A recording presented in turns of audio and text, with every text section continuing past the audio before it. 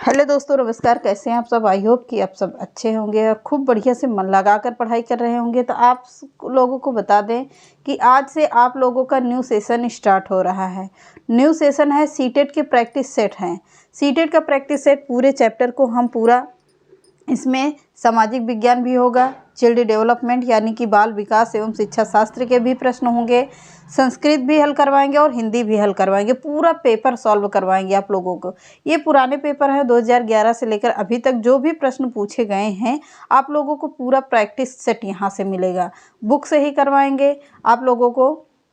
जो अभी तक प्रैक्टिस करते हैं कि किसी किसी के पास बुक्स है, किसी के पास नहीं है, तो सभी कोई इसको देख लीजिएगा। अगर कोई भी प्रश्न छूटता है या कोई मिस्टेक होता है तो आप लोग कमेंट करके बताना कि कौन सा प्रश्न कहाँ पर छूट रहा है और कौन सा मिस्टेक हो रहा है। तो चलिए आज के सेशन को हम बढ़िया से बढ़िया चालू करते हैं। आज का प्रश्न है, बिल्कुल शुरू से चालू करेंगे। 2014 का प्रश्न है ये, यानी कि 2014 का पेपर है ये। व्याख्या सहित पूरा हल करवाएंगे, एक एक चीज़ को हल करवाएंगे। और जहाँ भी जो भी IQ लेवल का प्रश्न होगा एक एक चैप्टर को एक एक दिन में क्लियर करेंगे। तो जो भी टाइम बचता है आप लोग इसको मैनेज करिएगा और एक एक दिन में 30-30 प्रश्न आप लोगों को हल करने को मिलेंगे और बिल्कुल व्याख्या सहित यहीं से मिलेगा। तो चलिए आज के सेशन को चालू करते हैं। पहला प्रश्न देखते हैं जो इम्पोर्टेंट है। पियाजे के विकासात्मक सिद्धांत के परिप्रेक्ष्य में निम्नलिखित में से कौन सा आरेख विकास को समुचित रूप से स्पष्ट करता है। अब यहाँ पर 4 ऑप्शन दिए गए हैं, उसमें आरेख भी बने हुए हैं कि विकास की आयु कैसे पहले क्या होती है। विकास की आयु पहले क्या होती है? पहले थोड़ी होती है, फिर धीरे धीरे क्या होता है, जैसे कि बच्चा शुरू में पैदा होता है तो फिर पहले थोड़ा रहता है, फिर उससे ज़्यादा होता है, फिर उससे ज़्यादा, फिर उससे ज़्यादा। तो ये पहला सही है। या विकास पहले क्या होता है? पहले सीधा होता है फिर कम हो जाता है। यह कह रहा है प्रश्न सी ऑप्शन कि विकास क्या होता है? त्रिभुजाकार होता है। यह विकास होता है क्या? विकास की सीधा केवल विकास ही होता जा रहा है। तो चौथा ऑप्शन ये कह रहा है। तो आप लोग इसको सलूशन देखिएगा। सलूशन क्या कह रहा है कि जीन पियाजे के विकासात्मक परिप्रेक्ष्य में जैसे जैसे बालक की आयु बढ़ती है उसी अनुपात में बालक का विकास भी होता है।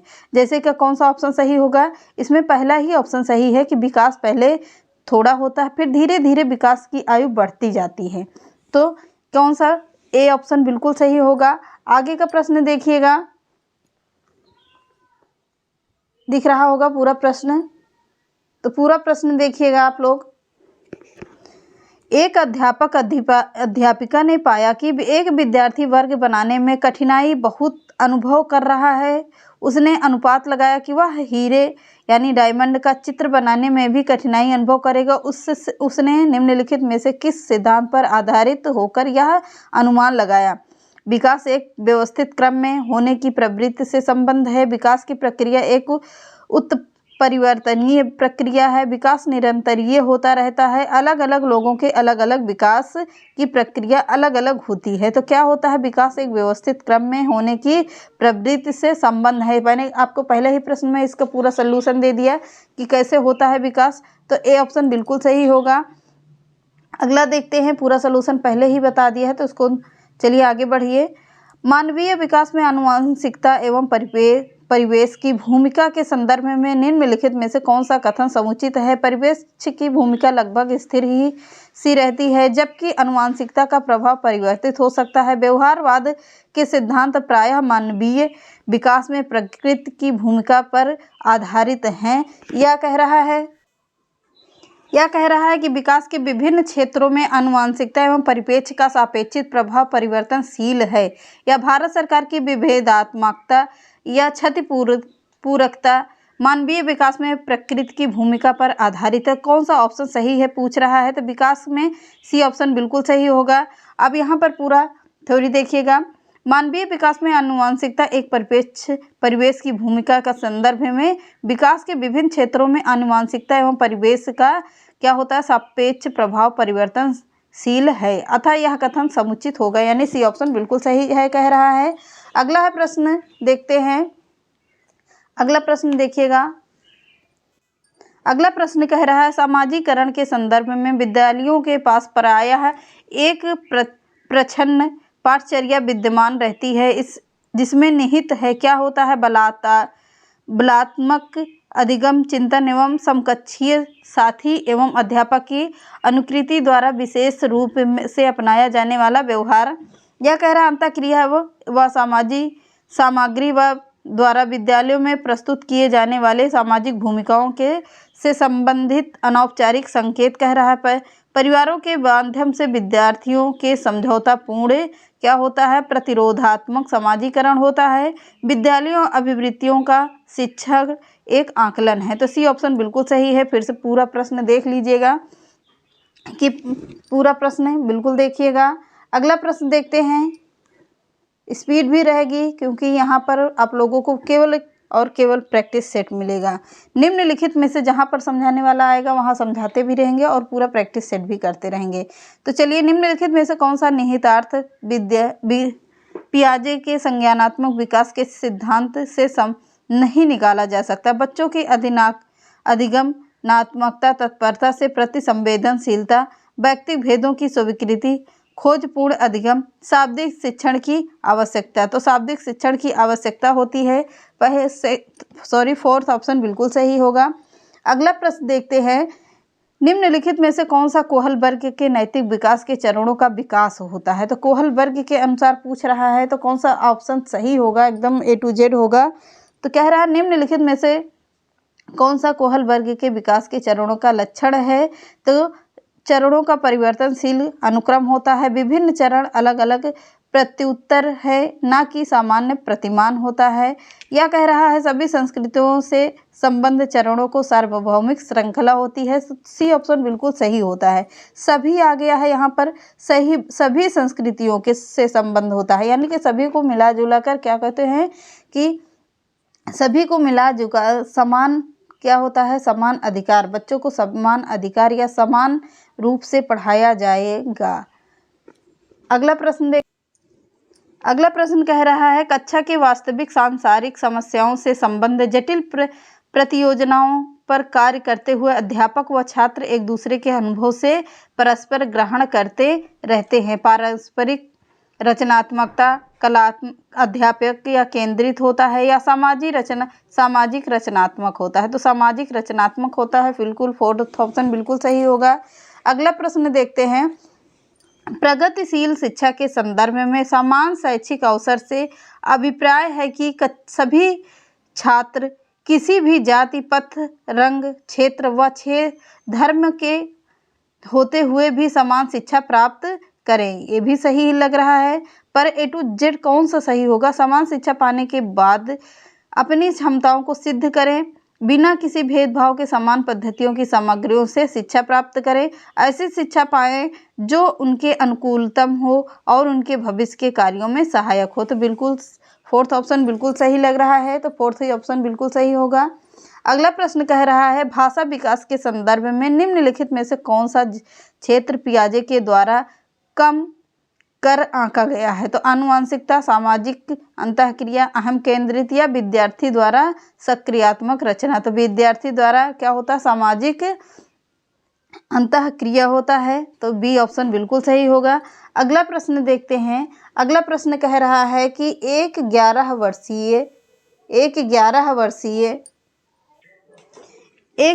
वर्षीय बच्चे ने स्टैनफोर्ड विनय बुद्धि मापनी में 130 अंक पाए। मान लीजिए कि वह एक समान संभाव्य वर्ग में क्या होता है IQ उसका 100 है या यू क्या है IQ 100 होगा या क्या है 15 है। तो उन 11 वर्षीय बच्चों के प्रतिशत की गणना कीजिए जिनमें इस बच्चे ने बेहतर अंक प्राप्त किया था।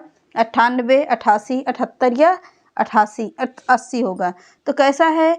तो पहला ये ऑप्शन बिल्कुल सही, 98 IQ लेवल 98% सही होता है।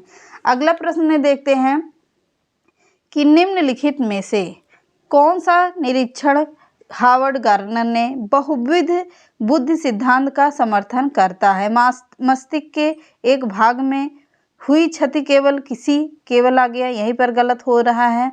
केवल पूछ रहा है तो समर्थन पूछ रहा है, यहाँ पर सही होगा। 1 मिनट पहले पूरा प्रश्न देखिए। मस्तिष्क के एक भाग में हुई क्षति किसी एक विशिष्ट योग्यता को प्रभावित करती है, ना कि संपूर्ण को। तो हाँ, बिल्कुल सही बात कह रहा है। तो पहला ही ऑप्शन बिल्कुल सही है। अगला प्रश्न है, योग्यता व योग्यता समूहीकरण के परिप्रेक्ष्य में निम्नलिखित में से कौन सा कथन सत्य है? कौन सा कथन सत्य है पूछ रहा है, तो कौन सा कथन सत्य माना जाता है? पूरा प्रश्न एक बार देख लीजिएगा।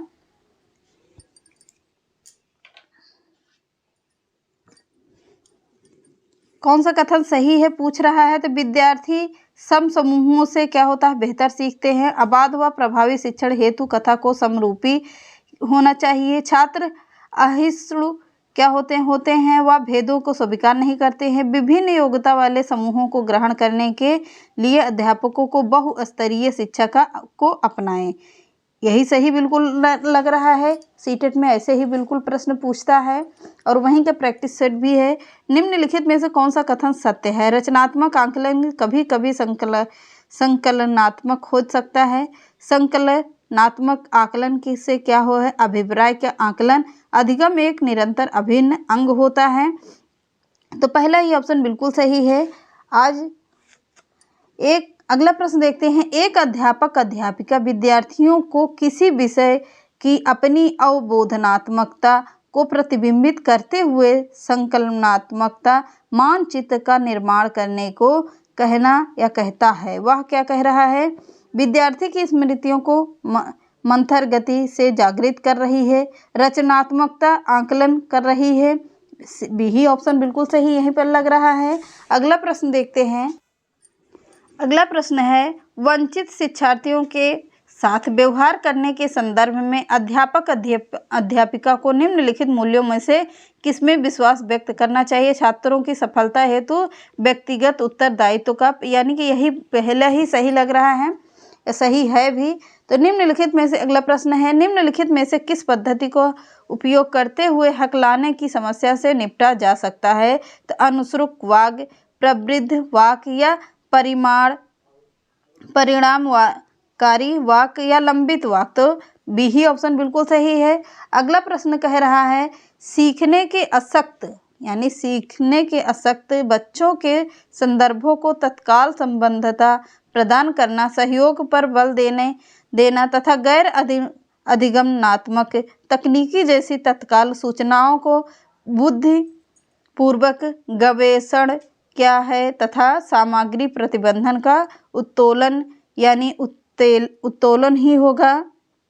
निम्नलिखित में से किस प्रारूप के संबंध में है? तो संग्रथित अधिगम होगा, हस्तक्षेपी अधिगम होगा, उपचारात्मक अधिगम होगा, या कह रहा है अधिगम का सार्वभौमिक प्रारूप होता है। तो पहला ही ऑप्शन बिल्कुल सही होता है।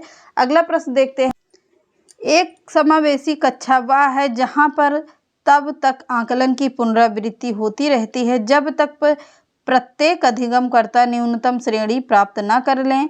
समावेशी कक्षा का मतलब सबको मिला जुला कर पढ़ना।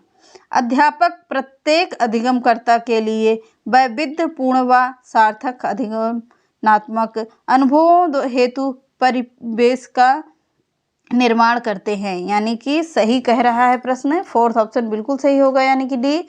अगला प्रश्न कह रहा है, निम्नलिखित में से कौन सा प्रदत्त कार्य प्रतिभाशाली विद्यार्थी के लिए उपयुक्त है?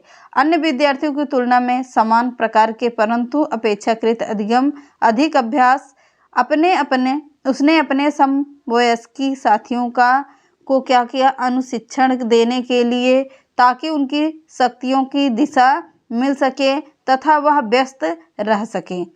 यह कह रहा है विभिन्न विषयों को ध्यान में रखते हुए विज्ञान की एक नई आदर्शात्मकता पुस्तक का निर्माण करें, यानी सी ऑप्शन बिल्कुल सही कह रहा है। अगला प्रश्न देखते हैं,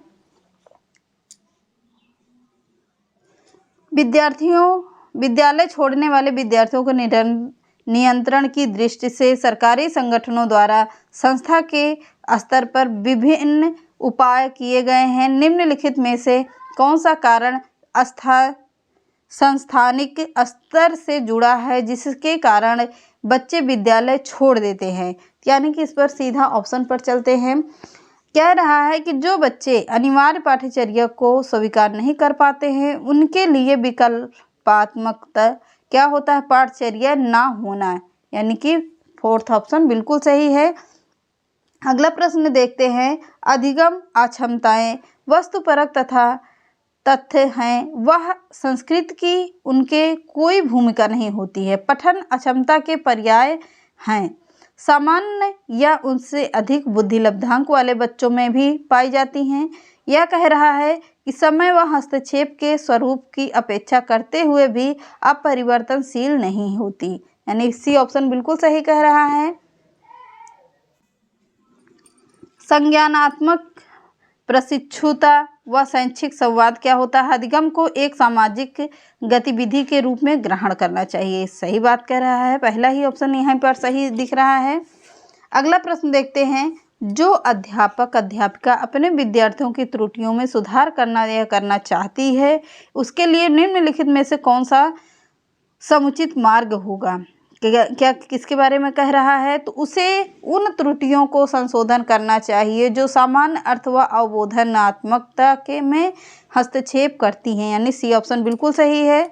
स्पीड में चल रहे हैं क्योंकि वीडियो लंबी होती जा रही है और आप लोग पढ़ते भी नहीं हैं, तो पहली क्लास है तो थोड़ा सा इस पर मैनेज करिएगा, क्योंकि आप लोगों को पढ़ाना बहुत ही ज़रूरी है। रोज़ होगा 30 प्रश्न, पर आज कुछ कम हो जाए तो कुछ कहना नहीं। निम्नलिखित में से कौन सा कौशल भावात्मक बुद्धि से संबंध नहीं है? भावनाओं के प्रति जागरूकता, भावनाओं का प्रबंधन होता है, भावनाओं की आलोचना होता है, यानी कि सी ऑप्शन बिल्कुल सही है। अगला प्रश्न कह रहा है।